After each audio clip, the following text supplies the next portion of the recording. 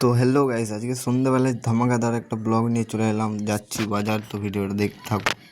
আইয়ে দেখতে हैं बहुत मजा आएगा। ব্লগকে শুরুতেই বলে দিলাম যে ভিডিওটা হাসতে হবে, কিন্তু कुछ भी सारे मिलके हमको पागल बना रहे अभी मजा आएगा ना भिड़ो। তো গাইস, সামনে আমাদের একটা মেয়ে ছিল বলে আমরা সাপাক করে মেয়েটাকে পার করে চলে এলাম, কারণ মেয়ের থেকে আমরা অনেক দূরত্ব বজায় রাখি। আর গাইস, আমাদের টিমে যতগুলো ছেলে আছে সব সিঙ্গেল বয়, আর একটাও গার্লফ্রেন্ড নেই কারো, আমারও নেই। কি আর করবো, করার কিছুও নেই। জানি না গাইস কোন শালা আমার বউকে নিয়ে পালিয়ে গেছে। কোন শালা আমার বউকে নিয়ে পালিয়ে গেল রে।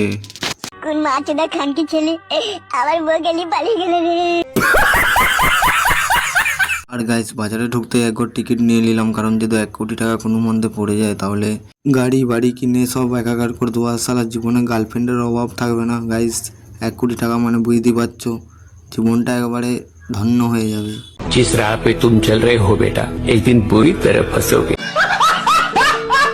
তো গাইস, মনে হচ্ছে টিকিট কাটাটা ছেড়ে দিতে হবে, নাহলে যতটা গরিব আছি তার থেকেও বেশি এখনো গরিব হয়ে যাবো। তাই আর ভেবে লিয়েছি কাল থেকে টিকিট কাটা বন্ধ, বাজার আসবো আর চা খেয়ে ঘর যাবো। खाओ माँ कसम। দেরি না করে ছেলেগুলোকে বললাম চায়ের বিলটা মিটিয়ে দে, আমি ঘর চলে যাচ্ছি।